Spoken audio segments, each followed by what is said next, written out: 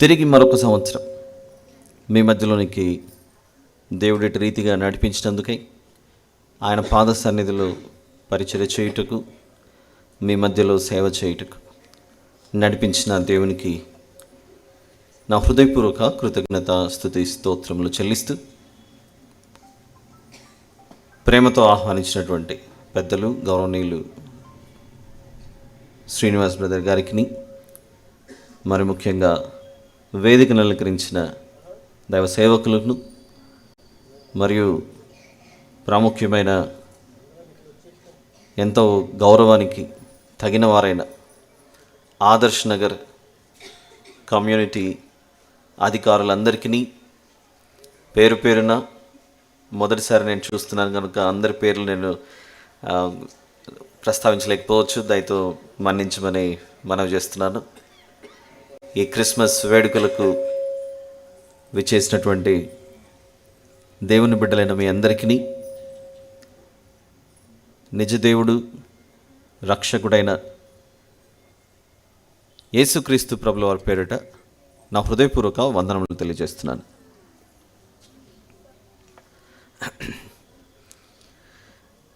Christmas సందర్భంగా December 25 ప్రపంచవ్యాప్తంగా జరుపుకునే ఈ పండుగలో 25వ తేదీ రాకమునుపు నుండే ఈ వేడుకలు అనేక ప్రాంతాలలో ప్రారంభమవుతూ ఉంటాయి. మన ఆనందానికి, మన సంతోషానికి కారణం 2000 సంవత్సరాల క్రితం దేవుడు మనిషి రూపంలో దిగి రావటం. ఆయన ఈరోజు మనతో ఏం మాట్లాడతాడు? ఆయన సహాయం కొరకు చిన్న ప్రార్థన చేసుకొని మన వర్తమానంలోనికి ప్రవేశిద్దాం. దయచేసి అందరి తలలు వంచి కన్ను మూసుకొని ప్రార్థనలు ఏకీవించవలసిందిగా మనవి చేస్తున్నాను. ప్రార్థన. మహాపరిశుద్ధుడైన మా ప్రియ పరలోకపు తండ్రి, మీకే స్తోత్రములు నాయన. దయగలిగిన మా రాజా, పరలోకమందు ఆసీనుడై ఉండి భూమిని మీ యొక్క పాదపీఠముగా చేసుకున్న మా గొప్ప దేవ, మేమందరము మీ బిడ్డలం తండ్రి. మీ పాద సన్నిధిలో చేరి మేము మొరపెట్టుచున్నాం, వేడుకుంటున్నాం. ఈ శుభ సందర్భంలో మానవ మేధస్సుతో కానీ జ్ఞానముతో కానీ కాక, మీ యొక్క నడిపింపు చేత మీ విషయాలను సంగ్రహంగా మేము విని నేర్చుకొనుటకు మా హృదయములను మనోనేత్రములను తెరవమని వేడుకొంచు. ఈ కృతజ్ఞత స్తుతి ప్రార్థన మా దేవుడు రక్షకుడైన యేసుక్రీస్తు ప్రభుల వారి పేరిట మీకే సమర్పించి ప్రార్థించి వేడుకొంచున్నాను తండ్రి. ఆమేన్. ఇది స్పీకర్ కొంచెం హమ్మింగ్ వస్తుంది, దీన్ని ఏమన్నా చేయగలరా, సెట్ చేయగలరా? నేను ఒకవేళ స్పీకర్ దగ్గర ఉంటే నేను జరుగుతాను పక్కన, నేను సెంటర్కి రావాలా? కొంచెం అడ్జస్ట్ చేయండి. ఆల్ రైట్, విందాం జాగ్రత్తగా. సమయం నా దగ్గర ఉన్న వాచ్తో చూసుకుంటే 8:42, 8:42.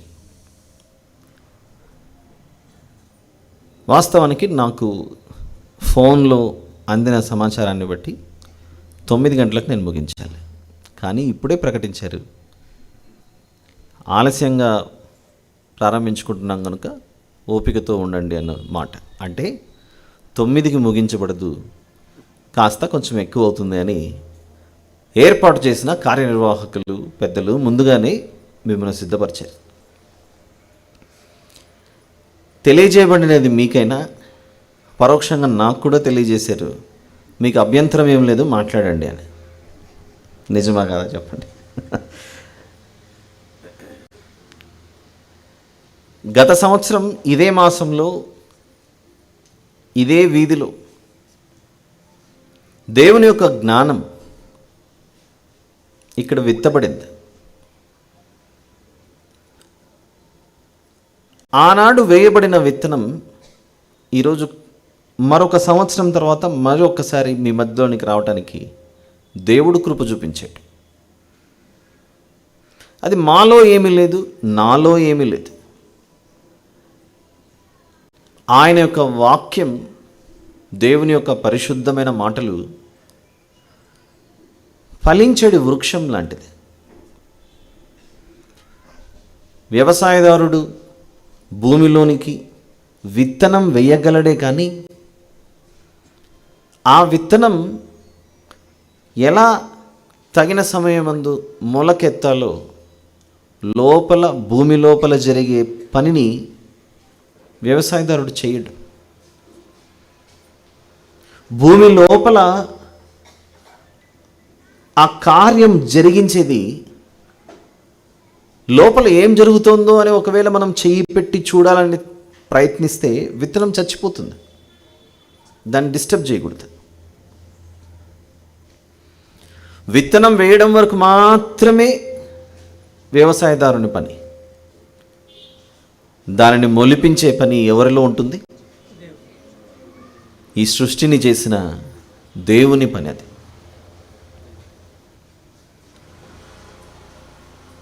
అయితే అది లోపల, భూమి లోపల అది ఎలా మార్పు చెందుతోందో అన్నది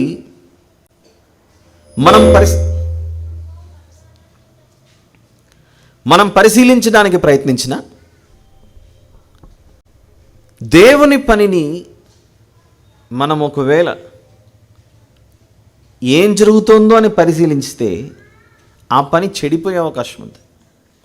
అంతే కదా? మన ఇంటి వద్ద ఉన్న పెరటిలో అరటిని పెంచుతూ ఉంటాం. పెరటిలోన అరటి పెరిగేటప్పుడు దానిని విత్తడం వరకు మాత్రమే మన బాధ్యత. మనం నిద్రపోవచ్చుండగా ఉదయకాలానికి అందులో ఏదో మార్పు జరుగుతూ ఉంటుంది. ఇది మనం అర్థం చేసుకోగలిగితే మానవుల ఎడల, మనిషి ఎడల దేవునికి ఉన్న తలంపులు బహువిస్తారములు. ఈ బహువిస్తారములైన ఆయన తలంపులలో మనిషి చాలా ప్రాముఖ్యుడు. ఈ ప్రకృతిని అంతా మనం గమనిస్తుంటే మనిషి కొరకు ప్రకృతి చేయబడినట్లుగా ఉంటుంది, కానీ ప్రకృతి కొరకు మనిషి చేయబడినట్లుగా కనపడదు. అర్థం చేసుకోవడానికి ప్రయత్నించండి. ఈ ప్రకృతిలో మనం నివసిస్తున్నాం. మైక్ సెట్ అయింది, ఇంత ఇంకేం డిస్టర్బ్ చేయకండి. Thank you brother. ప్రకృతిని మనిషి వాడుకుంటున్నాడు. ప్రకృతిని మనిషి వాడుకుంటున్నాడు, ఈ నేచర్ని. కానీ నేచర్ మనిషిని వాడుకోవట్లేదు, ఈ ప్రకృతి మనిషిని వాడుకోవట్లేదు. నిజమా కాదా? ఒప్పుకుంటారు ఈ విషయానికి? మన కనబడుతున్న ఈ సృష్టి మొత్తంలో ప్రతిదీ మనిషికి ఉపయోగపడే విధంగానే మనిషి చేసుకొని వాడుకుంటున్నాడు. ఇది ఎలా సాధ్యమైంది? మనిషికి దేవుడిచ్చినటువంటి మేధస్సు, మనిషికి దేవుడిచ్చిన జ్ఞానం. ఇప్పుడంటే మనకు 2 వీలర్స్ 4 వీలర్స్ అన్నీ వచ్చాయి. ఇవి లేని మన పూర్వీకుల కాలానికి కొంచెం వెనక్కి వెళ్ళిపోతే, ఇంచుమించు ఒక 30, 40, 50 సంవత్సరాల క్రితం వెళ్ళిపోతే, ఇదే నగరంలో ఇప్పటికీ అక్కడక్కడ తారాసపడుతూ ఉంటాయి గుర్రపు బండ్లు, ఎద్దుల బండ్లు, ఇలాంటివన్నీ. ఇప్పటికీ మనం ఓల్డ్ సిటీ వెళ్తే చిన్న చిన్న గుర్రాల మీద కూర్చొని సవారీ చేసుకుంటూ పోతుంటారు. సంవత్సరంలో అప్పుడప్పుడు మనకు కనపడేది తరచుగా మన వీధుల గుండా ఒంటెలు కూడా పోతుంటాయి, గమనించవచ్చు. పిల్లలకు చూపిస్తుంటాం, నాన్న క్యామెల్, ఇది look at camel, this is camel అని. ఒంటె మీద మనిషి కూర్చొని ప్రయాణం చేస్తుంటాడు, గుర్రం మీద మనిషి కూర్చొని ప్రయాణం చేస్తుంటాడు. గుర్రానికి బండి కూడా కడతాడు.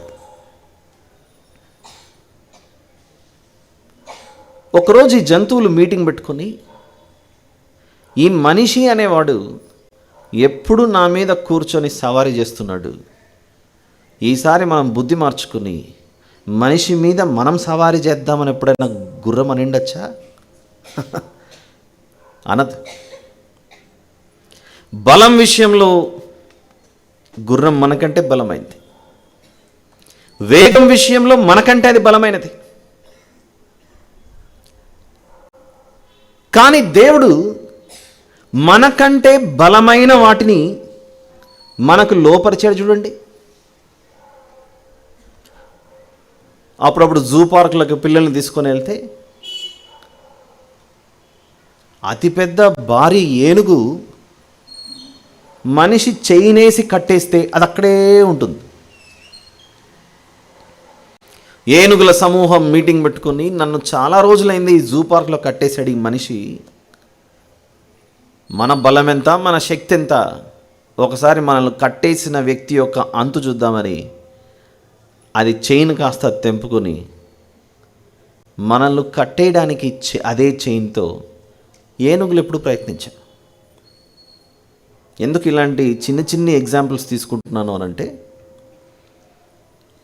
భూమి మీద మనిషికున్న శక్తి, దేవుడిచ్చినటువంటి అధికారం, దేవుడు మనిషికి ఇచ్చినటువంటి, మళ్ళీ మొదలైంది, మనిషి భూమి మీద ఎందుకో చాలా ప్రత్యేకమైన వాడిగా కనబడుతున్నాడు. భూమి మీద నుండి ఆకాశానికి, అంతరిక్షంలోనికి ప్రయాణం చేయగలుగుతున్నాడు. ఏ జీవరాశి కూడా అంతరిక్షానికి ప్రయాణం చేయలేదు. చంద్రుని వద్దకు మనిషి వెళ్ళగలుగుతున్నాడు. మన దేశం గర్వంగా చెప్పుకోగలిగే మనిషి లేకున్నా కూడా చంద్రయాన్ అనే దాన్ని మనిషి భూమి మీద నుండి చంద్రుని వద్దకు పంపించగలిగాడు. ఇదంతా ఎలా సాధ్యమవుతుంది అని ఆలోచిస్తే, మన దేహమునకు అంటుకట్టుకొని ఉన్న ఈ శిరస్సులో ఉన్న మెదడులో మేధస్సును పెట్టాడు దేవుడు. పొరపాటున మనిషి ఏదైనా తప్పు చేశాడు అనుకోండి, చుట్టూ ఉన్న వాళ్ళు, పెద్దవాళ్ళు తప్పు చేసిన వ్యక్తిని ఒక మాట అంటారు, ఏం బుద్ధి మందగించిందా అని అంటారు.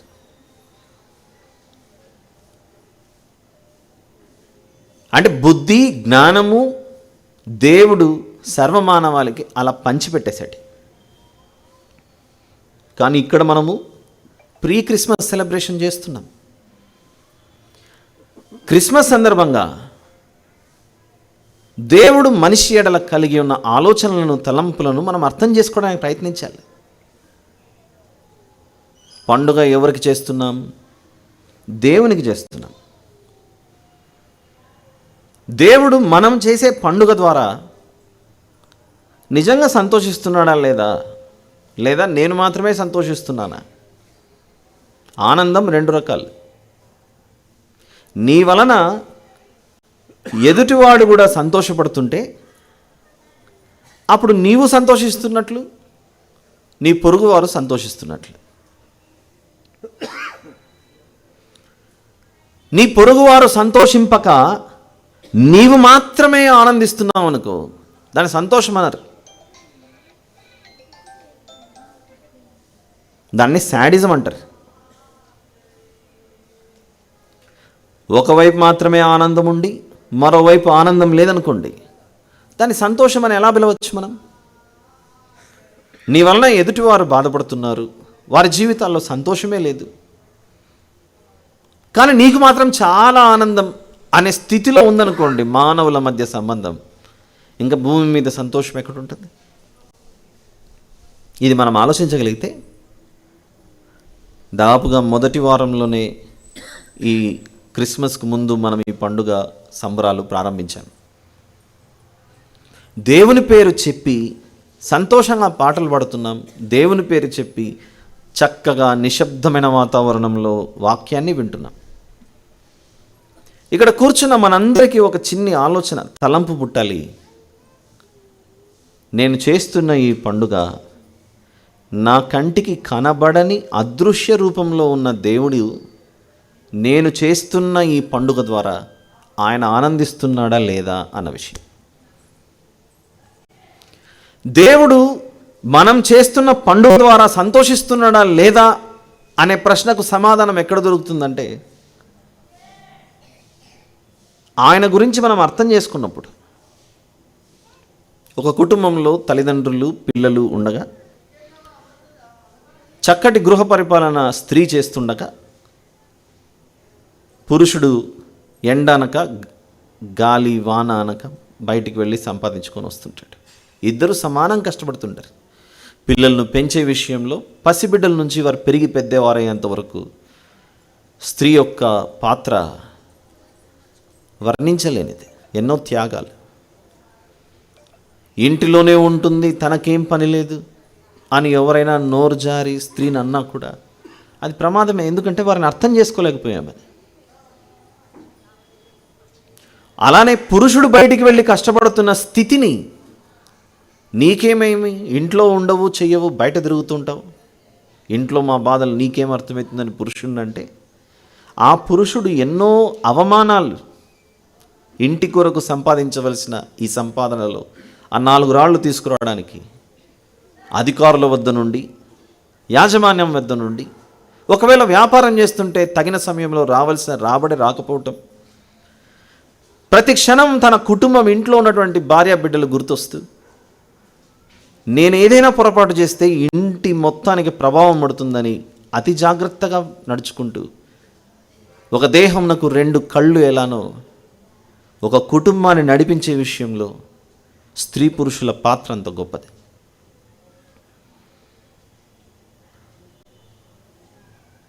ఇలా ఈ కుటుంబాలను నడిపించుకుంటూ ముందుకు సాగిపోయేటప్పుడు ఇంట్లో ఉన్న ప్రతి ఒక్కరు ఒకరినొకరు అర్థం చేసుకుంటారు. కొన్ని సందర్భాల్లో అర్థం చేసుకోకపోవచ్చు.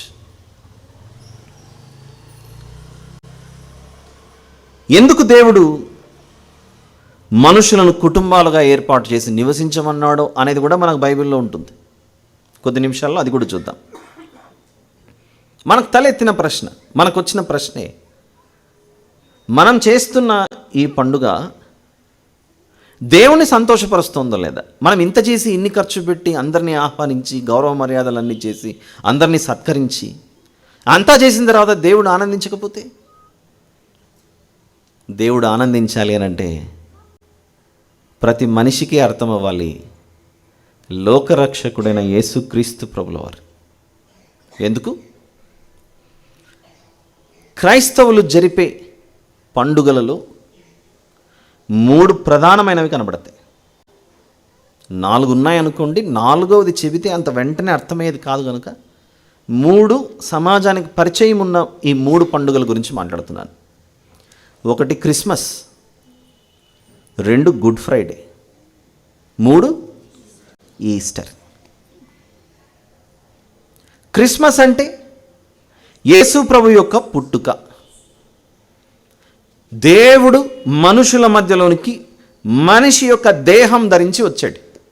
2000 సంవత్సరాల క్రితమే మీ దేవుడు పుట్టాడు, అంతకుముందు లేడు అనే మాటలు సమాజంలో మనకు అప్పుడప్పుడు వినపడుతున్న అనుభవం లేని, అవగాహన లేని మాటలని మనం అనుకోవచ్చు. కానీ వాస్తవానికి ఆత్మరూపిగా ఉండే మన రక్షకుడైన దేవుడు మనిషి యొక్క స్థితిని గమనించి, అత్యవసరమని భావించి, ఆలస్యం చేయక దిగి వచ్చాడు. మనం మట్టి నేత్రములకు కనబడుటకు మట్టి దేహాన్ని ధరించుకొని వచ్చాడు. అది క్రిస్మస్. నాయన, కేవలం జననం మాత్రమే కాదు జీవితం అంటే. ఈ జీవితకాలంలో నువ్వు ఎలా జీవించాలో అని దేవుడు మనుషుల మధ్య జీవించాడు. 33 సంవత్సరాలు, 33.5 సంవత్సరాలు ఇంచుమించు జీవించిన తర్వాత ఆయన ఎవరో, ఆయన శక్తి ఏంటో తెలియక మనిషికి అవగాహన లేమితో ఆయనను సిలువకేసి కొట్టేశారు, చంపేశారు. అది గుడ్ ఫ్రైడే అని జరుపుకుంటాం మనం. నా కొరకు జన్మించావు, అది క్రిస్మస్. నా పాపముల కొరకు మరణించావు, అది గుడ్ ఫ్రైడే. జన్మిస్తే జననం గురించి, సాధారణంగా భూమి మీద ఎవరైనా మరణిస్తే మంచి వ్యక్తులు, మహానుభావులు, వారి గురించి వర్ధంతి అని జ్ఞాపకం చేసుకుంటాం. కానీ యేసు ప్రభువులో మాత్రమే మనకు లభించే మూడవది, అతి ప్రాముఖ్యమైనది ఏంటంటే, ప్రభు యొక్క మరణంతో సమాప్తం అవ్వట్లేదు మన పండుగ. ప్రభు యొక్క పునరుత్థానంతో విజయులుగా అజేయులుగా మనం పండుగ వైభవంగా జరుపుతాం. పుట్టుక, మరణం, పునరుత్థానం, ఇవే మన 3 పండుగలు. ఏం తెలియజేస్తున్నాయి ఈ 3 పండుగలు? మనిషి భూమి మీదకి వచ్చిన తర్వాత, జన్మించినప్పుడు నువ్వు అందరికీ మిఠాయిలు పంచుతున్నావు, జన్మించాడు అని. జన్మించిన వ్యక్తి మరణించడానికి వచ్చాడు అని సందేశమే మన గుడ్ ఫ్రైడే రోజు ఇచ్చేది. 3 రోజులకే, 3వ దినం ప్రారంభం అవ్వగానే మనిషి సమాధిలో ఉండుటకు కాదు, కన్ను మూసి శాశ్వతంగా నిద్రించుటకు కాదు, మరో గొప్ప భవిష్యత్తు ఉంది అని తెలియచేసేదే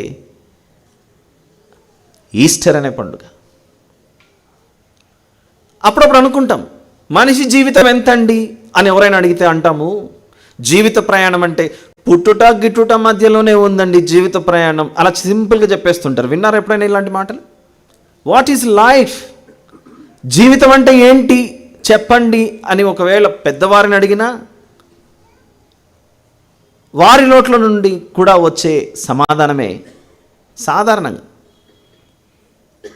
జీవితం అంటే పుట్టుట గిట్టుట మధ్యలో జరిగే ప్రయాణమే జీవితం అని మనం అనుకుంటాం.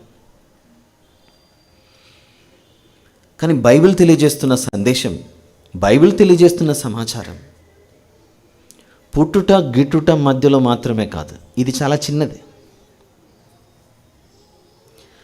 ఆ మరణించిన తర్వాత శాశ్వత కాలం ఉండబోయే జీవితం ఒకటి ఉంది చూసారా? దానిని ఎంతకాలమని చెప్పడానికి సాధ్యమవ్వదు. అది శాశ్వతమైనది, యుగ యుగాలు ఉండేది. ఆ మధ్యకాలంలో పెద్దవాళ్ళు, పిల్లలు కలిగినటువంటి, పిల్లలు ఉన్న కుటుంబాల్లో ఉన్న పెద్దవారిని మరొకరు వచ్చి అడిగారట, ఏమండి మీరు దేని కొరకు జీవిస్తున్నారు? ఏదో మాట సందర్భంలో ఎందుకంత దిగులుగా ఉన్నారు ఏంటి, లేకపోతే మీ ఆనందానికి కారణం ఏంటి? దిగులు వచ్చినప్పుడు ప్రశ్న అదే, ఆనందం వచ్చినా ఎందుకు? మీ ఫ్యామిలీని చూస్తుంటే చాలా సంతోషం అనిపిస్తుందండి, ఎప్పుడు హ్యాపీగానే, ఎప్పుడు నవ్వుతూ ఉంటారు. నవ్వుతూ ఉన్నా సమాజానికి ప్రశ్న ఎదురవుతుంది, ఏడుస్తూ ఉన్నా కూడా సమాజంలో ప్రశ్న ఎదురవుతుంది. ఎట్లా చూసినా కూడా మళ్ళీ ఆ క్వశ్చన్ వస్తూనే ఉంటుంది. దుఃఖంలో ఉన్నారనుకోండి, దుఃఖంలో ఉంటే మీరు ఎందుకు ఏడుస్తున్నారు, మీ బాధ కారణం ఏంటి అని అడుగుతారు. ఒకవేళ బాగా సంతోషంగా ఉన్నారనుకోండి, ఇరుగు పొరుగు వారు వీళ్ళ ఇంట్లో ఏదో ప్రత్యేకత ఉన్నట్లుంది, ఎప్పుడు నవ్వుతుంటారు, ఎప్పుడు సంతోషంగా ఉంటారు, ఆనందంగా ఉంటారు, ఇంటకి ఏంటో ఆ సీక్రెట్ కనుక్కుందామని. ఆనందంగా ఉన్న ప్రశ్నే, దుఃఖంతో ఉన్న ప్రశ్నే. ఈ ప్రశ్నలో భాగంగా వారిచ్చినటువంటి సమాధానం ఏంటంటే, ఏముందండి జీవితం అంటే, ఇప్పుడు మొన్నటి వరకు ఏదో నాకు ఉద్యోగం అని, వివాహం అని, వీటి గురించి ఎదురు చూసా. ఇప్పుడు 2 సరిపోయింది.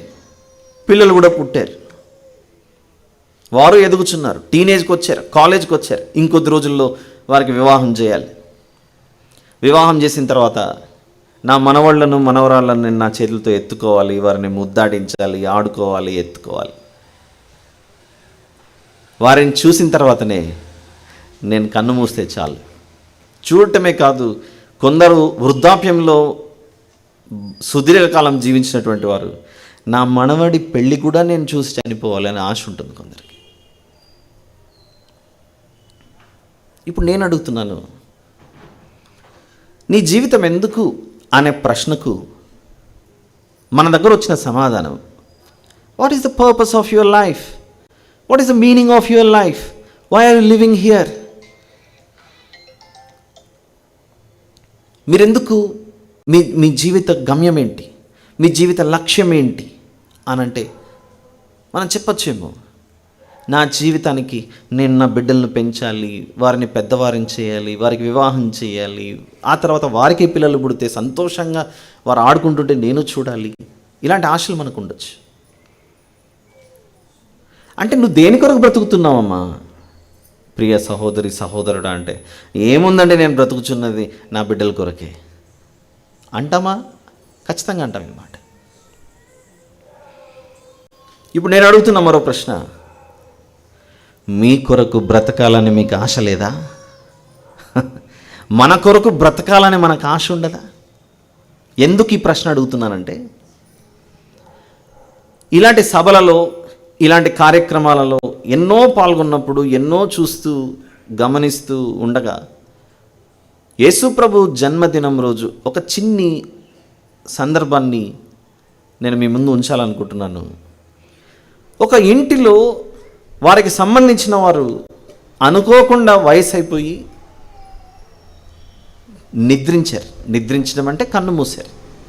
ఆ ఇంటికి సంబంధించిన వారు ఏడుస్తూ ఏడుస్తూ రోదిస్తూ నన్ను విడిచి వెళ్ళిపోయావే అని ఏడుస్తూ పోతూ ఉంటే, ఆ బాధ దుఃఖం తట్టుకోలేక అందరూ కలిసి వారితో కలిపి ఆ పాతిపెట్టుట అనే స్థలం వరకు వెళ్ళిపోయారు.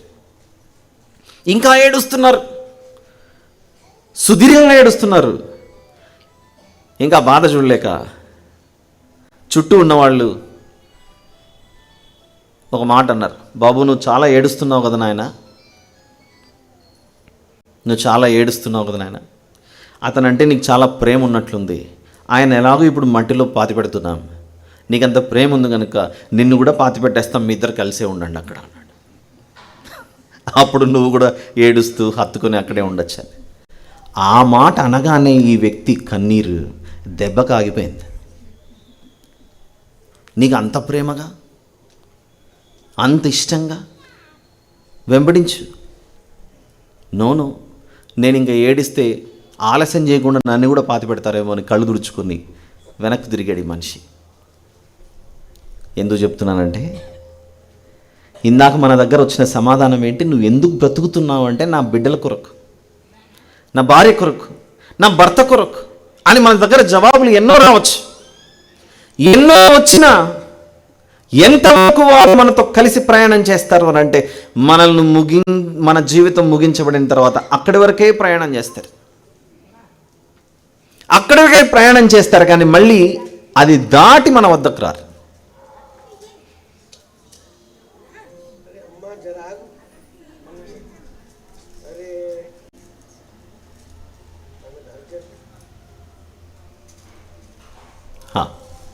విందా మరి ఏమైంది? మన జీవితకాలం అంతా ఇదే సమాధానం చెప్పాంగా. What is the purpose of your life? నువ్వు ఎందుకు జీవిస్తున్నావు అనే మాటకు మన దగ్గర వచ్చినటువంటి సమాధానం ఇలానే సాగింది. అప్పుడు నేను అడిగాను, మన మధ్యలో ఆ ప్రశ్న నాకు కూడా వచ్చేదే. మన కొరకు మనం బ్రతకమా? మన కొరకు మనం జీవించమా? మన కొరకు భవిష్యత్తు గురించి ఆలోచనే లేదా?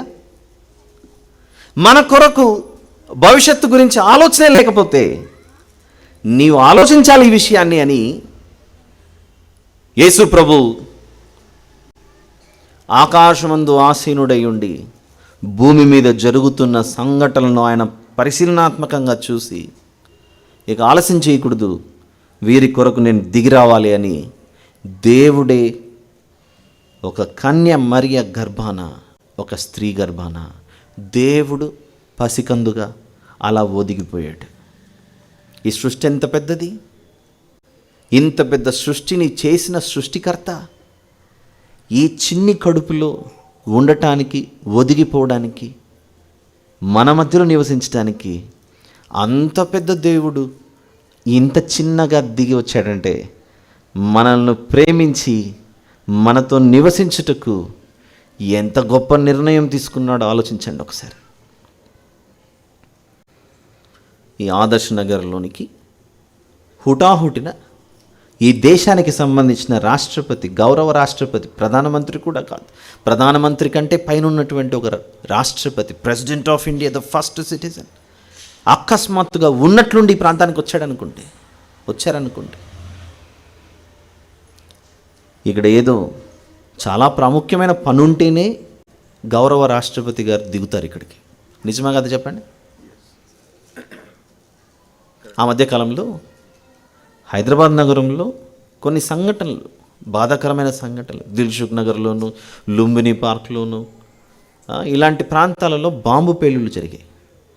ఆ కాలంలో ఉన్నటువంటి ప్రధానమంత్రి గారు, గౌరవ ప్రధానమంత్రి గారు మన్మోహన్ సింగ్ గారు ఉన్నారు. ఆ కాలంలో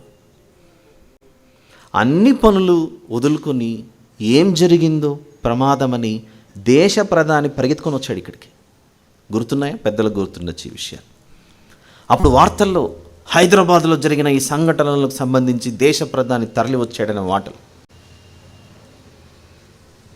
అత్యవసరం ఉంది కనుక దేశ ప్రధానమంత్రి దిగొచ్చాడు, అన్ని పనులు ఆపుకొని వచ్చేసాడు. ఏదైనా జరిగితే అధికారులు, ఆ మధ్యకాలంలో మన రాష్ట్రంలోనూ ఒరిస్సా ప్రాంతాల్లోనూ ఆ బార్డర్స్ దగ్గర ఒక ట్రైన్ యాక్సిడెంట్, చాలా భయంకరమైన 3 ట్రైన్ల యాక్సిడెంట్ జరిగినప్పుడు మన ప్రస్తుత గౌరవ ప్రధానమంత్రి శ్రీ నరేంద్ర మోడీ గారు పరిగెత్తుకొని వచ్చారు అక్కడికి. దేశంలో ఇది చాలా ప్రాముఖ్యమైన సంఘటన, నేను వెళ్ళాలి, ప్రజలకు ఏమైందో తెలుసుకోవాలి. ప్రధానులు దిగుతున్నారు ప్రజలకు ఏదైనా అత్యవసరం అనిపించినప్పుడు. ఇప్పుడు నేనేం చెప్పబోతున్నానో మీకు అర్థమవుతుండాలి. విందామా జాగ్రత్తగా? కొద్ది నిమిషాలే. దేశ అధికారులు అత్యవసరం ఏర్పడినప్పుడు అన్నిటినీ ఆపుకొని తరలి వచ్చి, దిగి వచ్చి వారి యొక్క హోదాను, వారి సింహాసనాన్ని వదులుకొని పరిగెత్తుకొని వచ్చేస్తున్నారు.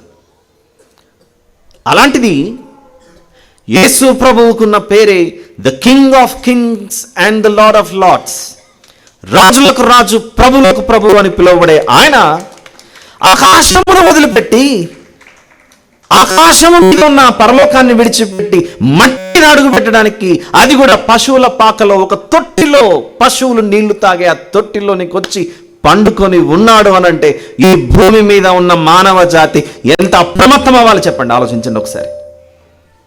ఎవరు వచ్చారు భూమి మీదకి? The king of kings and the lord of lords వచ్చాడు, దిగాడు. దేని కొరకు? ఇదిగో మనిషి యొక్క ఆలోచనలలో మరణమే ముగింపు, దీన్ని ఎవరు కూడా జయించలేరు, ఇంతటితో సమాప్తం అనే స్థితిలో ఉంది మనిషి యొక్క మనస్సు. అన్నిటికంటే మనం ఎక్కువగా భయపడేది దేనికి చెప్పండి? ఎవరు కొట్టకున్నా, ఎవరు తిట్టకున్నా, అరవకున్నా, ఒకరోజు బెడ్ మీద పడుకొని ఉండగా కన్నీరు మున్నీరై ఏరులై ప్రవహిస్తుంటుంది. అది పురుషునికైనా స్త్రీకైనా చివరి ఊపిరి పీలుస్తున్నప్పుడు అన్నీ గుర్తొస్తుంటాయి. నా బిడ్డలు, నా భార్య, నా తల్లి, నా తండ్రి, ఇవన్నీ గుర్తొస్తుంటాయి, సహజమే. అప్పుడు డాక్టర్స్ అంటారు, మీరు ఎక్కువగా ఆయనను కలవకండి, మిమ్మల్ని చూసినప్పుడంతా ఆయన జ్ఞాపకాల్లోకి వెళ్ళిపోతున్నాడు, ఆయన ఏడవటం మంచిది కాదు, ఈ సమయంలో ఆయన విడిచిపెట్టండి అని. ఎందుకు ఏడుస్తున్నాడు? విన్నారా ఎప్పుడైనా ఇలాంటి మాటలు? ఎందుకు ఏడుస్తున్నాడు ఆ వ్యక్తి ఆ సమయంలో? నేనిప్పుడు భూమి మీద నివసించే కాలం తగ్గిపోయింది, ఏ క్షణానైనా కూడా నా కళ్ళు, నా నేత్రములు మళ్ళీ తెరుచుకోకుండా పోతాయి, మళ్ళీ చూడలేనేమో అనే వేదన. దేనికి భయపడుతున్నాడు? మరణానికి భయపడుతున్నాడు. అన్నిటికంటే మనకు భయం ఏంటి అని అంటే, death is the most important thing that we get scared of. నాకు భయం లేదండి మరణం అంటే. యేసు ప్రభు పుట్టిండే దేనికి అని అంటే, ప్రతి మనిషి కుల, మత, జాతి, భాష, లింగ, రంగు భేదం లేకుండా అందరికీ సమానంగా ఈ భూమి మీద ఉన్న ప్రతి మనిషిని ప్రేమించి యేసు ప్రభు భూమి మీద జన్మించి, మీరు భయపడుతున్నారు దేనికో? సిలువ మోసుకుంటూ వెళ్తుంటే ఆయన వెంబడించినటువంటి స్త్రీలు కన్నీటి పర్యంతమై ఏడుస్తున్నారట. చూద్దాం ఆ సందర్భం ఒకసారి. క్రిస్మస్ పాటలు వింటున్నాం మనం. ప్రభు 2000 సంవత్సరాల క్రితం ఎందుకు వచ్చాడో అనే జవాబు మనకుంటే అప్పుడు క్రిస్మస్ బాగా చేయగలం మనం, అంతే కదా. ఈరోజు వింటున్న ప్రతి ఒక్కరికి క్రిస్మస్ అంటే యేసు ప్రభు పుట్టాడు అనే అవగాహన అయితే ఉంది. కొందరు పుట్టాడు అనొచ్చు, కొందరు వచ్చాడు అనొచ్చు. వచ్చాడు అనేది సరైనది. పుట్టాడు అంటే అంతకు ముందు లేడు, అప్పుడే పుట్టాడు, అప్పుడే జన్మించాడు అని. వచ్చాడు అంటే అర్థం ఏంటి? ఇంతకు ఏనాడో సృష్టికి ఆది సంభూతుడైన ఆయన ఉండి మనము ఒకరినొకరు చూడాలి అని అంటే ఆయన కూడా మన వలె శరీరాన్ని ధరించుకోవాలి కనుక ఆ శరీరమును ధరించుకొనుటకు కన్య మరియ గర్భాన ఆయన రావాల్సి వచ్చింది. ఆయన ఆత్మరూపిగా ఉంటే మనకు ఎలా కనబడతాడు? ఆత్మను చూడగలమా మనం? చూడలేం.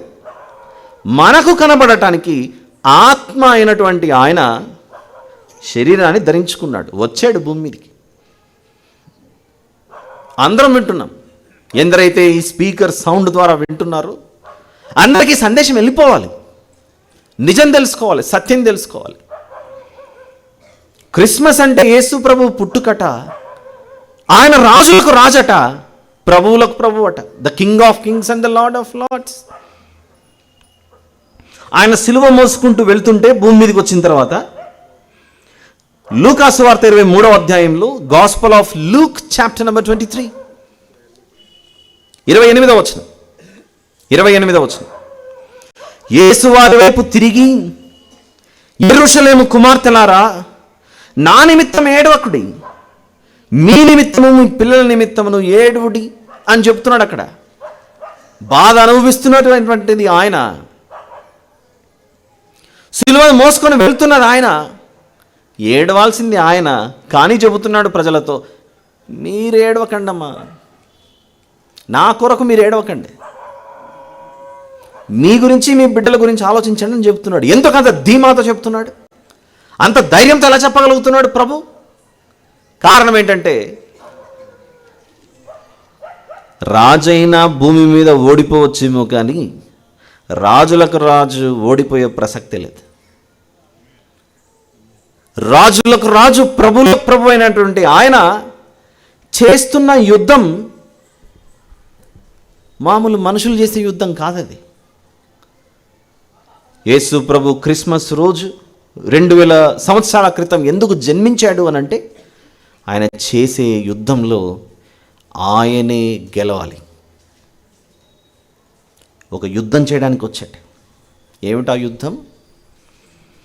మన పక్షాన ఆయన నిలబడి ప్రతి మనిషిని బాధ పెట్టుచున్న మరణం, డెత్ అనేది ఉంది చూసారా, డెత్ని బరి చేయడానికి వచ్చాడు.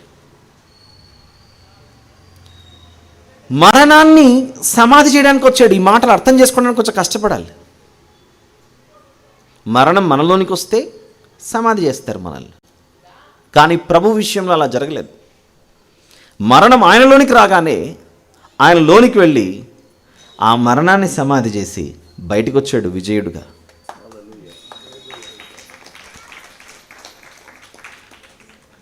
ఓడిపోయింది ఎవరు ఇప్పుడు? మరణం ఓడిపోయింది, డెత్ ఓడిపోయింది. యేసు ప్రభును ఎందుకు వెంబడించాలి? యేసు ప్రభును ఎందుకు తెలుసుకోవాలి? యేసు ప్రభును తెలుసుకోకపోతే మనకు జరిగే నష్టం ఏంటి అనే ప్రశ్నలు మనకు ఉద్భవించాలి ఈ క్రిస్మస్ రోజు. Why the Lord Jesus Christ is the most important person for everyone and for this whole universe. ఆయనను వెంబడించకపోతే మనకు మరణం తర్వాత జీవితం ఏంటో మనకు తెలియదు. ఎన్ని జరగచ్చు పండుగలు? జన్మకు సంబంధించి చాలా పండుగలు ఉన్నాయి మహానుభావుల గురించి. అలాంటి మహానుభావులు కన్నుమూస్తే వారి పేరున మనం జ్ఞాపకం చేసుకుంటూ, వర్ధంతి అని కూడా జ్ఞాపకం చేసుకుంటూ వారిని సన్మానిస్తుంటాం సమాధుల వద్దకు వెళ్ళి. ఈ భూమి మీద ఖాళీ అయిన సమాధిని బట్టి, ఖాళీగా ఉన్న సమాధిని బట్టి పండుగ చేసే వర్గం ఏదైనా ఉందో చెప్పండి? అది మన క్రైస్తవుల్లోనే ఉన్నటువంటిది. ఎందుకంటే మనము ఒక సత్యాన్ని తెలుసుకున్నాం. మనిషికి మరణం ముగింపు కాదు. ఎందుకు? క్రిస్మస్ రోజు పుట్టిన ఈ చిన్ని శిశువు మనల్ని బ్రతికించడానికి వచ్చాడు. కొన్ని పోలికలు చెప్తాను. యేసు ప్రభు భూమి మీదకి వచ్చినప్పుడు అందరికీ సన్నివేశాలు తెలుసా? కనీసం బైబిల్ చదవకపోయినా అక్కడక్కడ చర్చిల్లోనో లేకపోతే ఫొటోస్లోనో వీడియోస్లోనో ప్రపంచం అయితే చూసే ఉంటారు. ఆయనను బాహాటంగా సిలువకేసి కొట్టారు, చంపేశారు బహిరంగంగా. ఒక రూమ్లోకో గదిలోకో తీసుకెళ్ళి అందరూ పట్టుకుని ఆయనను హతమార్చిన సందర్భం కాదు ప్రభుది. ఒక పట్టణంలో నుండి వెలుపలికి తీసుకెళ్లారు, బాహాటముగా బహిరంగ సిలువకేసి కొట్టి చంపేశారు. ఏం చేశాడని? మనిషికి మేలు చేశాడని. ఇంతవరకు చక్కగా పాటలు పాడను, విన్నాం ఆ పాటలు. ఆ పాటల్లో పశువుల పాకలో ఆయన పరుండ పెట్టబడ్డాడు అనే అర్థం ఇచ్చే పాటను విన్నాం. మనం విన్నాంగా. నేను భూమి మీదకి వచ్చాను, నేను రాజులకు రాజు, దేవులకు ప్రభువులకు ప్రభు, నాకు బంగారు ఉయ్యాల కట్టండి, బంగారు ఇంటిలో నన్ను కూర్చోబెట్టండి అనేమి ఆయన డిమాండ్ చేయలేదు. ఆ దేవుడు భూమి మీదకి రాగానే స్థలము దొరక్కపోతే తీసుకెళ్ళి పశువుల తొట్టిలో పెట్టారు. మనిషి తొట్టి కూడా కాదు అది, పశువుల తొట్టి. ఆయన పెరిగి పెద్దవాడవుతుంటే అప్పుడే ఆనాటి రోమా ప్రభుత్వం అధికారంలో ఉండగా హేరోదు రాజు నుండి ఆజ్ఞ బయలుదేరింది, 2 సంవత్సరాల లోపు ఉన్న వారందరినీ హతమార్చండి అన్న వార్త మనకు తెలుసు. అప్పుడు దేవదూత చేత సమాచారం అందుకుని ఆ బెత్లెహేంలో నుండి వీరు విడిచిపెట్టి ఐగుప్తుకు వెళ్ళిపోతారు. ఆ తర్వాత నజరేతుకు వస్తారు. జీసస్ ఆఫ్ నాజరేత్ అంటంగా. ఆ నజరేతులో ప్రభువుకు జరిగిన ఒక సంఘటన మనం చూద్దాం. వినండి, వినరే జనులారా ప్రభువును గురించిన రక్షణ సువార్త. లూకా సువార్త 4వ అధ్యాయం. ప్రభు యొక్క మాటలు వినటానికి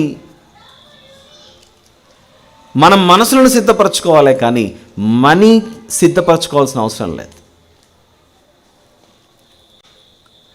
లూకా సువార్త 4వ అధ్యాయంలో ఆయన పెరిగి పెద్దవాడై ఒక సమాజ మందిరంలో ఆయన లేచి నిలబడి మాట్లాడుతుంటే ఆయన మాట్లాడిన మాటలకు ప్రజలు స్పందించిన విధానం చూద్దాం. లూకా సువార్త 4వ అధ్యాయం 18వ వచనం చూద్దాం. ప్రభువు ఆత్మ నా మీద ఉన్నది, బీదలకు సువార్త ప్రకటించుటకు ఆయన నన్ను అభిషేకించాడు. చెరలోనున్న వారికి విడుదలను, గుడ్డి వారికి చూపును కలుగునని ప్రకటించుటకును, నలిగిన వారిని విడిపించుటకును, ప్రభువు హితవత్సరం ప్రకటించుటకును ఆయన నన్ను పంపి ఉన్నాడు. 21వ వచనం. నేడు మీ వినికిడిలో ఈ లేఖనం నెరవేరినని వారితో చెప్పసాగాను. ఆ మాటలు చెప్పినందుకు ఆ ప్రజలకు ఏమర్థమైందో 28వ వచనం అదే అధ్యాయంలో, సమాజ మందిరంలో ఉన్న వారందరూ ఆ మాటలు విని ఆగ్రహంతో నిండుకొని లేచి ఆయనను పట్టణంలో నుండి వెళ్ళగొట్టి ఆయనను తలక్రిందుగా పడద్రోయవలనని తమ పట్టణము కట్టబడిన కొండపేటు వరకు ఆయనను తీసుకొని పోయి మంచి మాటలు చెప్పాడు. సమాజానికి మంచి చేస్తే అప్పుడప్పుడు అంటుంటాం, ఎందుకోండి నేను అందరికీ మేలే చేశానండి, ఈ కాలనీలో ఉన్న ప్రజలందరికీ నేను చాలా మేలు చేశానండి, కానీ నాకు మేలు చేసే కొద్ది కీడే ఎదురవుతుంది కాబట్టి నేను ఇంకేం చేయను అనే అభిప్రాయంలోకి మనం ఒకసారి వెళ్ళిపోతుంటాం. మేలుకు ప్రతిగా కీడే ఎదురవుతుంది. మేలుకు ప్రతిగా కీడే ఎదురవుతుంది. ప్రభు విషయంలో చోటు చేసుకుంటున్న సంఘటన, ఆయన మనుషులకు జీవ కిరీటం ఇస్తానన్నాడు. తెలుసుగా, ఇక్కడ చాలామంది ఎక్కువగా క్రైస్తవులు బైబిల్ ఎరిగిన వారు ఉన్నారనే నేను మీకు తెలిసిన సందర్భాలు తీసుకొని మాట్లాడుతున్నాను. మనందరికీ జీవ కిరీటం ఇస్తానని చెప్పింది ఎవరు? యేసు ప్రభు. మనకేమో జీవ కిరీటం. అర్థం చేసుకోలేని మనిషి ప్రభువుకు ముళ్ళ కిరీటం పెట్టాడు. మేలు కీడు. మేలు చేసింది ఎవరు? కీడు చేస్తున్నది ఎవరు? ఆయనేమో నీకు ఉచితంగా జీవ కిరీటం ఇస్తానంటుంటే మనమేమో మన క్రియల ద్వారా, మన నడవడిక ద్వారా, మన ఆలోచనల ద్వారా ఆయనకి ఇప్పటికీ ముళ్ళ కిరీటం పెడుతున్నాము. 2000 సంవత్సరాల క్రితం ఆయనకు ముళ్ళ కిరీటం పెట్టాము. ఇప్పటికీ మనం మన క్రియల ద్వారా పరిశుద్ధత లేని స్థితి. దేవుడు మహాపరిశుద్ధుడు. బయటికి మనం చాలా మంచివారంగా కనపడచ్చేమో. కోర్స్ మీరు మంచివారు అందరు, నేను మంచివాడిని అని మనకు అనిపిస్తుంటుంది. మేము ఏ తప్పు చేయట్లేదు, దొంగతనాలు చేయట్లేదు, లేకపోతే మరొకటి చేయట్లేదు, నేను మంచివాడిని అనిపించవచ్చు. కానీ మన హృదయములను, అంతరింద్రియములను పరిశీలించే దేవుడు ఒక ఆయన ఉన్నాడు. నా హృదయంలో ఎలాంటి తప్పుడు ఆలోచన లేకుండా నేను పవిత్రంగా ఉన్నానని గుండె మీద చేసుకొని చెప్పగలిగే నరుడు ఉన్నాడు చెప్పండి భూమి మీద? చాలా కష్టం, అరుదు, ఎవరు ఉండరు కూడా. మరి ఎవరు ఈ స్థితిలో నుండి మనిషిని రక్షించగలడు? యేసు ప్రభువును ఆ మహాదేవుడు భూమి మీదకి ప్రవేశించినప్పుడు దేవదూత ద్వారా చెప్పబడిన పేరు ఆయనకు పెట్టారు. ఏంటి ఆ పేరు అని అంటే యేసు రక్షకుడు, సేవియర్. ఈ సేవియర్, రక్షకుడు మనకు ఎప్పుడు అవసరం అవుతాడు? ఒక సేవియర్ మనకు ఎప్పుడు అవసరం అవుతాడు? ఎవరైనా ఇబ్బందుల్లో ఉంటేనే, ప్రమాదంలో ఉంటేనే సేవియర్ అవసరం అవుతాడు. ఇందాక చెప్పాను, భూమి మీద అత్యవసరం ఉంది కనుకనే రాజులకు రాజు, ప్రభులకు ప్రభు దిగి వచ్చాడని. అంటే మనం ఏదో ప్రమాదంలో ఉంటేనే కదా ఆయన రావాల్సి వచ్చింది. మనకేదో అవసరం ఉంది కనుక ఆయన దిగి వచ్చాడు కదా. ఈ కోణంలో మనం ఆలోచించాలి. క్రిస్మస్ అంటే యేసు ప్రభు పుట్టుక, అందరం సంబరాలు చేసుకుందాం, కేకులు పంచుకుందాం, ప్లమ్ కేక్ తిందాం. కొందరు అడుగుతారు, బాబు మీరు క్రిస్మస్ చేస్తున్నారు కదా, మీ ఇంట్లో ప్లమ్ కేక్ చేస్తారా అని. చేస్తామండి. అక్కడికి తృప్తి చెందదు. ప్లమ్లో రమ్ ఉందా లేదా? అప్పుడు మనం అనాలి, మా ప్లమ్లో రమ్ము లేదు కానీ దమ్ము ఉంది అని చెప్పాలి. ఏంటా దమ్ము?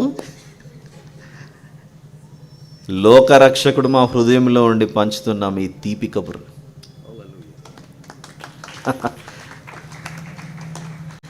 నీ హృదయము ఇంకా మత్తులో ఉంది కనుకనే ఇప్పటికీ నీ ధ్యాస దాని మీదనే ఉంది. మత్తులోంచి బయటికి రా. మత్తులో ఉన్నవాడు ఏమవుతుంటాడు? సోలిపోతుంటాడు, పడిపోతుంటాడు, ఎంత లేపినా లేవడు. మత్తులో లేనివాడు హుషారుగా, యాక్టివ్గా తిరుగుతూ ఉంటాడు. నిన్ను ఇప్పటికీ అలా పడేస్తున్నది నీ ఆలోచనలతో. నీకు తెలియకుండా ఒక దుష్టుడు, సాతానుడు అన్నవాడు నీ మనోనేత్రములను, హృదయములను మూసివేసి ప్రభువును చూడకు అని చూపిస్తున్నాడు. ఇందాక పాటలో ఒక సందర్భాన్ని జ్ఞాపకం చేసుకున్నాం. తార వెలిసింది, మనము ఆ తారను చూసి ప్రయాణం చేయాలని. ఇక్కడ కూడా చూడండి, ఒక మంచి స్టార్ ఎలా ఉందో. ఎందుకు ఆ స్టార్ గుర్తు? యేసు ప్రభు బేత్లెహేములో జన్మించినప్పుడు జ్ఞానులకు ఆకాశంలో ఒక నక్షత్రం కనబడి వారిని నడిపించింది అన్న వరకు మాత్రమే సందేశం. మరి ఏదో ఆ నక్షత్రం ఒకసారి పైకి తలెత్తి చూడండి, కనపడుతుందా?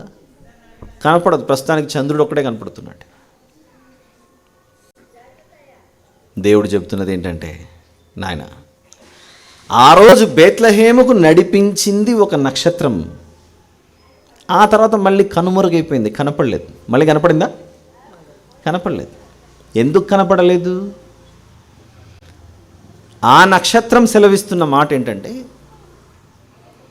మీరు నన్ను చూసి మోసపోకండి, నేను నిజమైన నక్షత్రం కాదు, మానవాళికి చీకటిలో వెలుగును నింపే మరొక వేకువ చుక్క, ఒక నక్షత్రం ఒక ఆయన ఉన్నారు, ఆయనను చూసి వెలుగులోకి రండి అని తెలియజేసినదే ప్రకటన గ్రంథం 22వ అధ్యాయంలో ప్రభువును గూర్చి రాయబడిన మాటను ఒకసారి చూద్దాం.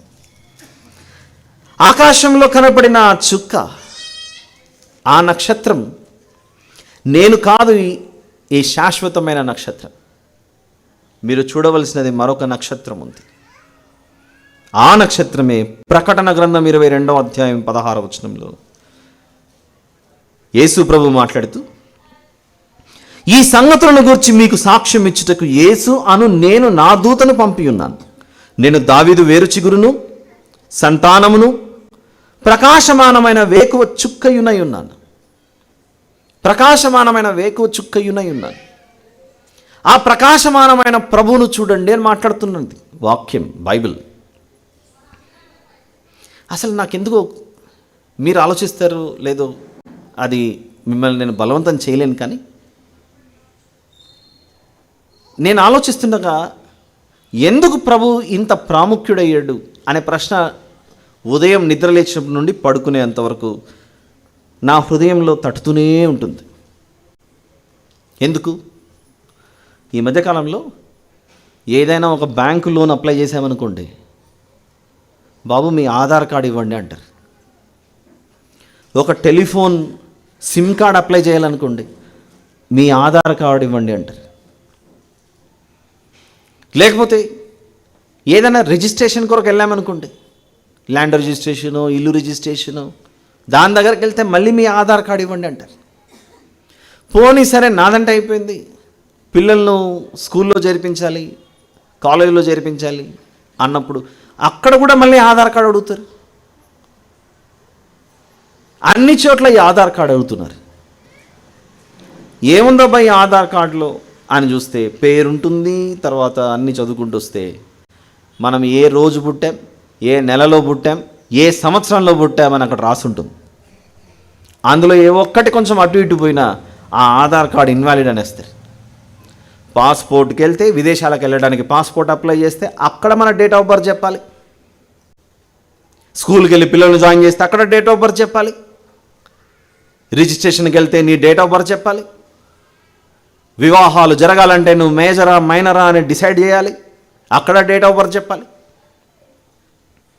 ఈరోజు డిసెంబర్ 8వ తేదీ 2024 ఇక్కడ కూడుకొని ఉన్నాం.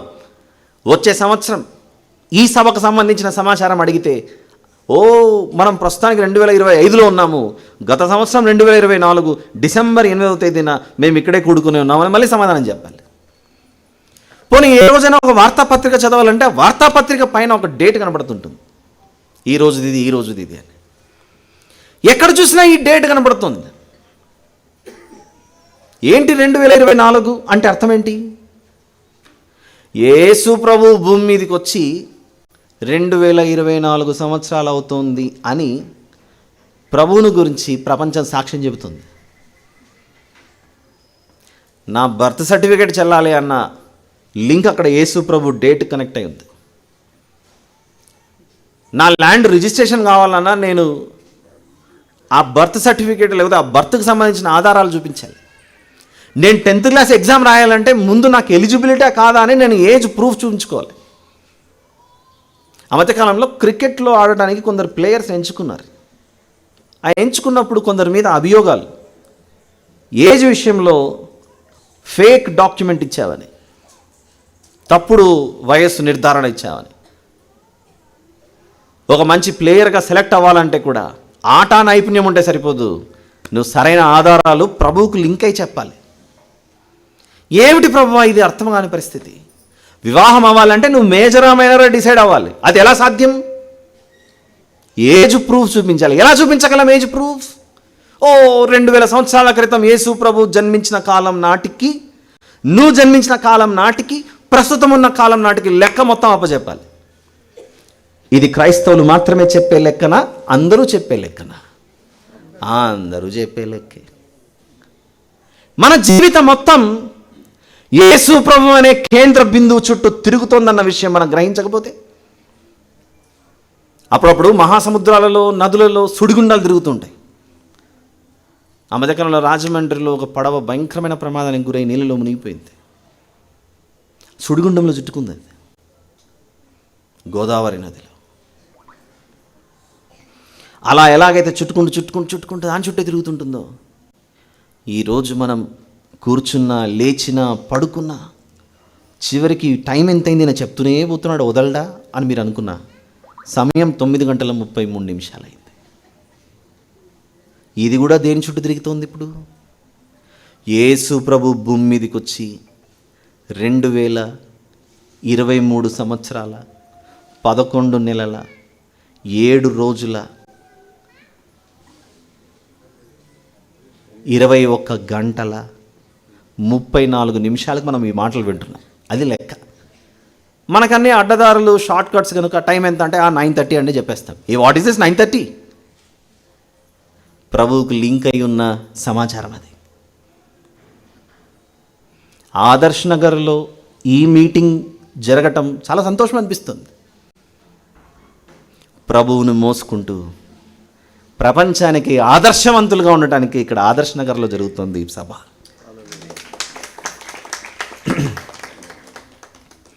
ఎలా నిలవగలం ఆదర్శవంతులుగా? మనలో ఏమీ లేదు, మనము శూన్యం. మన కొరకు సిలువను మోసిన ప్రభువును ధరించుకొని ఉంటే అప్పుడు మనం ఆదర్శవంతులం అవుతాం. ఇలా చెప్పుకుంటూ పోతుంటే ఆ దేవుడు మనకు చేసిన మేళ్ల గురించి ఎలా వివరించగలం, ఎలా వర్ణించగలం? ఈ క్రిస్మస్ రోజు జ్ఞాపకం చేసుకోవాలి ఒక అద్భుతమైన మాటే. కొలస్సీ పత్రిక 1వ అధ్యాయం, లూకా సువార్తలోని మొదటి 2 అధ్యాయాలు, మత్తయి సువార్తలోని మొదటి 2 అధ్యాయాలు, ఇవన్నీ మనము ఎంతో కాలంగా వింటూ వస్తున్న మాటలే. జ్ఞానులను చూడటానికి బంగారు బోళమును సాంబ్రాణి తీసుకొని వచ్చారు. ఇలాంటివన్నీ వింటున్నాం. ఆయన ఎందుకంత గొప్పవాడు, వెలకట్టలేనంత అమూల్యమైన వాడు అని ఆలోచిస్తే, మనిషి కొరకు ఆయన తీసుకున్న నిర్ణయాలు, మీ కొరకు ఈ ప్రకృతిని అంతా చేశాను, చేసిన తర్వాత మీకు ఇంకా ఒకటి కొదువుగా ఉంది, అది నా వలననే జరిగేది, నేనే వచ్చి మీకు చూపించాలి, అప్పుడు నన్ను చూసి ఆ మార్గంలోకి నడుస్తారు. ఆ మార్గమే కొలస్సీ పత్రిక 1వ అధ్యాయము. ఇదిగో 18వ వచనంలోని చివరి మాట, ఆయన ఆది అయి ఉండి మృతులలో నుండి లేచుటలో ఆయన ఏమయ్యాడట? ఆది సంభూతుడయ్యాడు. మీరు గమనించండి, ఎప్పుడైనా క్రైస్తవ కుటుంబాలలో ఎవరైనా అలా కన్ను మూసినప్పుడు మన కుటుంబాలలో ఎక్కువగా కన్నీరు పెద్ద కనపడదు. ఎందుకంత కనపడదు? ఏడుస్తాం, బాధనే, మన రక్త సంబంధికులు కనుక. ఒకవైపు ఇలా నీళ్లు తుడుచుకుంటుంటాం, ఒకవైపు మనల్ని మనం ఓదార్చుకుంటుంటాం. వేరే వారి కొరకు ఎదురు చూడ్డం, నన్ను వచ్చేవరన్నా ఓదార్చండి అని ఎవరిని కూడా మనం అడగము, కానీ మనల్ని మనమే ఓదార్చుకుంటుంటాం. దేనికి? మనకున్న నిరీక్షణ అలాంటిది. మనం నమ్మిన ప్రభు సమాధిలోనికి వెళ్ళి అలానే ఉండిపోలేదు. అప్పుడప్పుడు నాకు అనిపిస్తుంటుంది, అవును కదా, పరలోకమందు ఆసీనుడై ఉన్న దేవుడు మొదట మట్టి మీద కాలు పెట్టాడు, ఆ తర్వాత మట్టిలోకి వెళ్ళాడు, ఆ తర్వాత మళ్ళీ బయటికి వచ్చాడు. ఎందుకబ్బా అనంటే, మనిషి మట్టిలోనికి వెళ్ళిన తర్వాత అందరూ ఆ రోజు అక్కడి నుంచి వెళ్ళిపోతారు తగిన సమయం అందు. అందుకే ఈరోజు సందేశం యొక్క ప్రారంభంలో ఒక విత్తనం గురించి మాట్లాడాను నేను. గుర్తుందా అందరికీ? విత్తనం వేయడం వరకు మాత్రమే వ్యవసాయదారుని పని, లోపల పని జరిగించేది ఎవరు? దేవుడు. అది మనకు అర్థమైతే, ఇక్కడ మనం సిటీలో ఉన్నాం కనుక అంత పెద్దగా తెలియకపోవచ్చు, కొందరికి అనుభవం ఉండొచ్చు పెద్దవాళ్ళకు అగ్రికల్చర్ గురించి. విత్తనం వేసిన తర్వాత అన్ని చెట్లు ఒకటేసారి బయటకు వస్తాయి చెప్పండి. ఉదాహరణకు జామ, నిమ్మ, మామిడి, కొబ్బరి, ఇలాంటి రకరకాలవన్నీ మనం తోటల్లో వేసాం. అన్నీ ఒకేసారి బయటకు వస్తాయా? రావు. నిమ్మకాయ చెట్టుకైతే కొన్ని దినాల పరిమితి, మామిడికైతే కొన్ని దినాల పరిమితి, కొబ్బరికైతే కొన్ని దినాలు. వీటన్నిటినీ మనల్ని చూడమని దేవుడు చెప్పి, నాయన ఇవన్నీ నీకే కదా ఇచ్చిండేది, నా దృష్టిలో వాటికంటే నువ్వే ముఖ్యం కాదా? బైబిల్లోనే ఒక మాట, ఆకాశ పక్షులను చూడుడి, చెప్పండి ఇక, ఆకాశ పక్షులను చూడుడి, అవి విత్తవు కోయవు, మీ పరలోకపు తండ్రి వాటిని పోషించటం లేదా? మీరు వాటికంటే బహుశ్రేష్ఠులు కారా అని ఉంటుంది మాట. అది చూద్దామా? తీసుంటే చదువుదాం ఒకసారి. మత్తయి సువార్త ఎంతో మంచి మాట. 6వ అధ్యాయం 26వ వచనం. యేసు ప్రభువును ఎందుకు తెలుసుకోవాలి, దాని ద్వారా మనకు కలిగే లాభం ఏంటి అని ఆలోచించాలి ఈరోజు మనం ఖచ్చితంగా. ఇక్కడికి వచ్చి తిరిగి వెళ్ళిపోయేటప్పుడు 1 గంట సేపు మనం సమయాన్ని కేటాయించామంటే దీనివలన నేను ఏమి లాభం పొందుకున్నాను, దీనివల్ల నాకు కలిగిన ప్రయోజనం ఏంటి, వ్యర్థమైన దానిని తెలుసుకొని వెళ్ళానా, నా జీవితానికి ఉపయోగపడేదాన్ని తెలుసుకొని వెళ్ళానా అనేది ఆలోచన కలిగి మనం ఈ మాటలు వినాలి. 6వ అధ్యాయం మత్తయి సువార్త 26వ వచనంలో, ఆకాశ పక్షులను చూడుడి, అవి విత్తవు, కోయవు, కొట్లలో కూర్చుకొనవు, అయినను మీ పరలోకపు తండ్రి వాటిని పోషించుచున్నాడు, మీరు వాటికంటే బహుశ్రేష్ఠులు కారా? మీలోనెవడు చింతించుట వలన తన ఎత్తు మూరుడు ఎక్కువ చేసుకునగలడు? మీరు చింతించకండి, మీరు దుఃఖపడకండి, మీ చింత యావత్తు నా మీద వేయుడి అని మాట్లాడుతున్నాడు. నా జీవితంలో మీరేమన్నా విన్నారేమో నాకు తెలియదు, కానీ నా జీవితంలో ఏ రోజు కూడా ఫలానా వీధిలో ఉన్న కుక్క ఆత్మహత్య చేసుకుందన్న విషయం వినలేదు. ఫలానా వీధిలో ఉన్న గౌరవ పిల్లి గారు మిస్టర్ అండ్ మిసెస్ క్యాట్ ఊరేసుకొని చనిపోయారు. ఆకాశంలో ఎగురుతున్న ఒక పావురం నాకు ఈ జీవితం అవసరం లేదు, దీనివల్ల నాకు ఏ ప్రయోజనం లేదని అలా తన ప్రాణాన్ని తాను తీసుకున్నట్లు ఒక పావురం కనపడదు, ఒక పిచ్చుక కనపడదు, ఒక చీమ కనపడదు, ఒక దోమ కనపడదు. వార్తాపత్రికల్లో ఎప్పుడైనా మనం విన్నామా చెప్పండి? నెహ్రూ జూ పార్క్ హైదరాబాద్లో ఉంది. హైదరాబాద్లో ఉన్నటువంటి జంతువులు, పక్షులు ఆ జూ పార్క్లో మీటింగ్ పెట్టుకొని చాలా రోజులైంది నన్ను ఈ పంజరంలో కట్టేసి లోపల పెట్టేసి ఇంతటితో నా జీవితం సమాప్తం చేయాలనుకుంటున్నామని అక్కడ ఉన్నటువంటి పులులు, సింహాలు, ఏనుగులు, మొసళ్ళు, కోతులు మేము ఆ జీవితం ముగించుకోవాలనుకుంటున్నామని ఎప్పుడైనా తీర్మానం చేసుకొని అవి అలాంటి ఆలోచనలకు గురై తమను తాము హతమార్చుకున్న సందర్భాలు కనబడతాయి? లేవు. వీటన్నిటినీ లోపరుచుకోగలిగే శక్తిమంతుడైన మనిషికి మాత్రము ఇలాంటి ఆలోచనలు వస్తున్నాయి. ఎందుకు వస్తున్నాయి? యేసు ప్రభు యొక్క ఔన్నత్యం తెలియదు కనుక ఇలాంటి ఆలోచనలు వస్తున్నాయి. ఏం సెలవిచ్చాడు? ఆకాశ పక్షులను చూడండి, అవి విత్తవు, కోయవు, వాటినే నేను పోషిస్తున్నాను. వాటినే పోషించేటప్పుడు నా స్వరూపమందు నిన్ను చేసుకున్నప్పుడు నిన్ను నేను చూసుకున్నాను. నువ్వు ఎందుకు అనుకుంటున్నావు? నా దృష్టిలో నువ్వు చాలా గొప్పవాడవు. నేను నీ కొరకే వచ్చా భూమి మీదకి, నిన్ను బ్రతికించుకోవడానికి వచ్చాను, నిన్ను చంపుకోవడానికి రాలేదు. నేను దేవుడు, నేనే చేశాను మిమ్మల్ని. నిన్ను నేను చేసి నిన్ను బ్రతికించుకోవడానికి వచ్చాను. అప్పుడప్పుడు తల్లిదండ్రులు అంటుంటారు పిల్లల గురించి ఎదుటి వారితో, మా వాడు బాగా చదువుకుంటే చాలండి, అవసరమైతే రిక్షా దొక్కైనా నేను వాడిని సాకుతాను, రైల్వే స్టేషన్లో మూటలు మోసైనా నేను వాడిని చదివిస్తాను. నేను అసలు నువ్వు బాగా చదువుకోరా, నీకేం అవసరం అది నా మీదకి వదిలే, నేను చూసుకుంటాను అంటుంటాడు. అభయహస్తం ఇస్తుంటాడు తండ్రి. ఒక మనిషికి జన్మించిన కుమారుని మీదనే అంత ప్రేమ ఉంటే సర్వమానవాళిని దేవుడు చేసినప్పుడు ఆ దేవునికి మనిషి మీద ఇంకెంత ప్రేమ ఉంటుందో చెప్పండి. ఈ మాట సరిపోదా? మీ ముందు ఆకాశంలో ఎగురుతున్న పక్షులను చూడండి, అవి ఏ రోజైనా విత్తాయా, పంటను కోసాయా, కోయబడిన విత్తనాలను తీసుకెళ్ళి కొట్టులో, ధాన్యంలో, వేర్ హౌస్లో పెట్టుకున్నాయా? ఏ రోజు పెట్టుకోలేదు. కానీ మీ పరలోక తండ్రి వాటిని పోషిస్తున్నాడే, మీరు వాటికంటే బహుశ్రేష్ఠులు కారా? మీరు బహుశ్రేష్ఠులు కనుకనే మీ కొరకు నేను దిగి వచ్చి ఆ తర్వాత అన్నాడు, నేడు నీవు నాతో కూడా పరదేశంలో ఉండు అని ఒక వ్యక్తితో. ఎవరితో?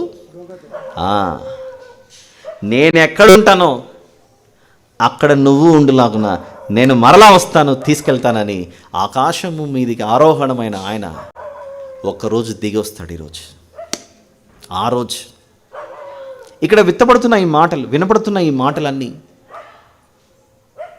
మనతో పాటు ఇదిగో ఈ ప్రకృతి కూడా వింటూ ఉంది. యేసు ప్రభు గురించి మాకు చెప్పలేదండి అని ఎవరైనా అన్నారనుకోండి భవిష్యత్తులో, అప్పుడు ఇవన్నీ సాక్ష్యం పలుకుతాయి. పలానా రోజు 2024 డిసెంబర్ 8వ తేదీన వీధిలో దేవుని జ్ఞానం ప్రకటించబడింది.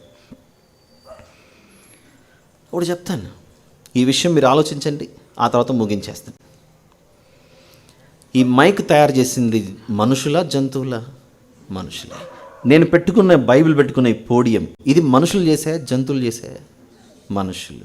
మనం నిర్మించుకున్న ఇండ్లు మనుషుల పక్షుల? మనుషులు. ఇంకా అలా చెప్పుకుంటూ పోతే ఇంకా జీవితం సరిపోదు. మనం ఉపయోగించుకునే విమానాలు, వాహనాలు, ప్రతిదీ ఏ జంతువు చేయలేదు, ఏ పక్షి చేయలేదు, ఏ జీవరాశి చేయలేదు. మేధస్సుతో నిండుకొని ఉన్న మనిషి చేశాడు. భూమి మీద ఈ విశ్వంలో జీవించుచున్న ఏ ప్రాణి కంటే మానవుడు అనే ప్రాణి అంత విలువైన వాడు గనుకనే అంత జ్ఞానాన్ని దేవుడు నింపాడు. ఇంత జ్ఞానాన్ని నింపిన దేవుడు నిన్ను ఎలా వదులుకుంటాడు? Brilliant personality, amazing personality, intellectual personality మనదంతా. మనం అనుకోవచ్చు, మనం ఎవరినైనా కోపంతో ఒరే గాడిద ఇలాంటి తిట్లు తిడతామేమో, కానీ వాస్తవానికి అయితే దేవుడు ఎప్పుడూ అలా మనల్ని తిట్టాడు. మనల్ని ఏమని పిలిచాడంటే, నీవు నా సొత్తు అన్నాడు. నీవు నా సొత్తు అన్నాడు దేవుడు. నాకు ఒక విషయం ఆలోచింపజేసింది. ఏంటో తెలుసా? ఒక తల్లి 6 నెలల పసికందును ఇలా ఎత్తుకొని, లేదా 1 year బేబీ బాయ్నో బేబీ గర్ల్నో ఇలా ఎత్తుకొని, నా బంగారు కొండ, నా బుజ్జి కొండ, నా బంగారు కొండ అని ఆ బిడ్డను గాల్లో ఇలా ఎగిరేస్తూ, నా బంగారు కొండ అబ్బా అని ఎగిరేస్తుంది. ఈ మాటలు ప్రతి ఇంటిలో పిల్లలు ఉన్నవారు అలాంటి మాటలు పలికింటారా? కాదు, ప్రతి ఒక్కరు పలికింటారు. సరే బాబు, నీకు చాలా కష్టాలు, అప్పులు ఉన్నాయి కదా, మీ అబ్బాయినిలా ఎత్తుకొని బంగారు కొండ బంగారు కొండ బంగారు కొండ అంటున్నావు, కొంచెం కోసి బంగారు షాపులో అమ్మి నీ అప్పులు తీర్చేసుకో అన్నామనుకోండి, ఇలా చూసి మన చెంప పగలగొడతారు. ఫస్ట్ బుద్ధి ఉందని కాదు. సరే, కొద్దిసేపు ఆ విషయాన్ని పక్కన పెట్టి, అలాంటి ఫస్ట్ బర్త్డేనో లేకపోతే ఇంకొక ప్రోగ్రామో జరిగినప్పుడు మన బంధువులు, ఇరుగు పొరుగు వారు, తెలిసిన వారు అప్పుడప్పుడు ఉంగరాలు, వడ్డానాలు, మెడలో గొలుసులు, కమ్మలు ఇలాంటివన్నీ గిఫ్ట్లు ఇస్తారు. మనం ఈ బిడ్డను పట్టుకొని ఎత్తుకొని నా బంగారు కొండ నా బంగారు కొండ ఆడించినట్లుగా ఎవరో గొలుసు పెట్టారు, వడ్డానం పెట్టారు, కమ్మలు పెట్టారు, వాటిని పట్టుకొని నా బంగారు కొండే, నా బుజ్జుకొండే అని మనం అంటామా? చెప్పండి, అనం. చేతిలో నిజంగానే బంగారు ఉంది, కానీ వాటిని బంగారు కొండ అనం. చేతిలో నిజంగానే బంగారం ఉంది, కానీ దాన్ని పట్టుకొని నా బంగారు కొండ అనం. దేన్ని అంటాం బంగారు కొండ అని? దేవుడిచ్చిన బహుమానాన్ని పట్టుకొని, దేవుడిచ్చిన కుమారుడు కుమార్తెను పట్టుకొని ఎగిరేస్తూ గాలిలో ముద్దాడుతూ నా బంగారు కొండ అంట. అంటే దేవుడు నీకిచ్చిన బిడ్డను నీకెలా చూపిస్తున్నాడు? నా బంగారు కొండ అన్నట్లు చూపిస్తున్నాడు. మనిషికే పుట్టిన ఆ బిడ్డ మనిషికి బంగారు కొండగా కనబడుతుంటే 100వ కీర్తన 3వ వచనంలో దేవుడు సెలవిచ్చిన మాట అంటున్నాడు, మీరు నాకు కలిగిన వారు అని. దేవుడు ఆయనే మనల్ని పుట్టించెను. 100వ కీర్తన 3వ వచనం, దేవుడే మనల్ని పుట్టించెను, మనం ఆయన వారం. ఒక కుమారున్నో ఒక కుమార్తెనో పట్టుకొని గాల్లో ఎగిరేస్తూ ముద్దాడుతూ నా బంగారు కొండ అంటుంటే బైబిల్ సెలవిస్తుంది 100వ కీర్తన 3వ వచనంలో, మనము ఆయన వారము, మనం ఆయన ప్రజలము, ఆయన మేపు గొర్రెలమని, మనం దేవుని సంతానమని చెబుతున్నాడు. మరి దేవునికి మనము సంతానమైతే ఈ భూమి మీద ఉన్న 800 కోట్ల ప్రజలు ఇప్పుడు దేవునికి ఏమవ్వాలి? బంగారు కొండలు అవ్వాలి. ఈ బంగారు కొండలను, బుజ్జి కొండలను ఎత్తుకొని ముద్దాడించుటకే మనిషిగా భూమి మీదకి వచ్చాడు 2000 సంవత్సరాల క్రితం. ప్రభు కళ్ళు లేని వారికి కళ్ళు ఇచ్చాడు, కుంటి వాళ్ళకు కాళ్ళనిచ్చాడు, ఊచ చేతులు ఉన్న వారికి బలాన్ని ఇచ్చాడు, ఆహారం లేదంటే 5 రొట్టెలు 2 చేపలను పంచి ఉచితంగా దయచేశాడు. చివరికి మనకి ఏది కొదువు ఉందో, పునరుత్థానం అనేది ఏదైతే కొదువుగా ఉందో దాన్ని కూడా దయచేసి నావన్నీ మీవి అని చెప్పేశాడు. జయించు అని నాతో కూడా నా సింహాసనం అందు కూర్చుండబెట్టేదని అన్నాడంటే, నేను ఏ సింహాసనంలో కూర్చున్నానో నా బిడ్డలు కూడా అదే సింహాసనంలో కూర్చోవాలనే ఆశ, ఆలోచన కలిగిన ఆదర్శవంతుడు మన దేవుడు ప్రకటింపబడుతున్నాడు ఈ ఆదర్శ నగర్లో. నిరంతరము ఆ ప్రభువుకు ఆదర్శవంతులుగా ఈ ఆదర్శ నగర్ వాసులు ఉండాలని మనసారా కోరుకుంటూ ఇంతటితో ఈ సందేశాన్ని ముగిస్తున్నాను. దేవునికి స్తోత్రం. ప్రార్థన చేసుకుందాం. ప్రేమగల తండ్రి, కృపగలిన మా దేవ, పరిశుద్ధుడైన మా తండ్రి, మీకే స్తోత్రములు నాయన. మేమందరము ప్రభువును చూస్తూ, ఆయన వైపు చూస్తూ ప్రయాణం చేయాలని, ఆయనే మాకు మాదిరి అని, ఆయనే మాకు ఆధారమని ఈరోజు ఈ ఆదర్శ నగర్లో మీరు ప్రకటించారు. నా తండ్రి, పేరుకు మాత్రమే ఆదర్శ్ నగర్ అని పిలువబడక, నా తండ్రి, ఇక్కడ ఉన్నటువంటి ప్రతి మనిషి మీ చల్లని దీవెన, కాపుదల, దీర్ఘాయుషుతో, ఆరోగ్యముతో యేసు ప్రభువును ధరించుకొని ఆదర్శవంతులుగా జీవించాలని మనసారా కోరుకుంటూ, ఇంత మంచి సహవాసాన్ని ఈ కాలనీ వాసులను పరిశుద్ధమైన పవిత్రమైన దేవుడైన మీ పాదముల చెంత, మీ హస్తములకు వీరిని అప్పచెప్తూ, దీన మనస్సు కలిగి గొప్ప దేవుడైన మీకు ఈ కృతజ్ఞతాస్తుతి ప్రార్థన మా ప్రభువును ప్రియరక్షకుడైన యేసుక్రీస్తు ప్రభుల వారి పేరిట మీకే సమర్పించి ప్రార్థించి వేడుకొంచున్నాను తండ్రి. ఆమేన్. ఆమేన్. అందరికీ thank you brother Samson Peter గారు. ఇంత వివరంగా, ఇంత స్పష్టంగా, ఇంత సులభంగా అర్థమయ్యేలాగా దేవుడి యొక్క ఉద్దేశము మన పట్ల మేలు చేయడానికి ఆయన మానవుగా ఎందుకు వచ్చాడు అన్నట్టుగా ఈ క్రిస్మస్ మనం సెలబ్రేట్ చేస్తున్నామంటే అర్థం చేసుకుంటేనే ఆయన వచ్చిన యొక్క కార్యక్రమం ఉద్దేశం పట్టి ఆయన మనతోని జీవించాలన్నట్టు ఉద్దేశం నిత్యంగా పరలోకంలో. Thank you so much. God bless you. We are blessed.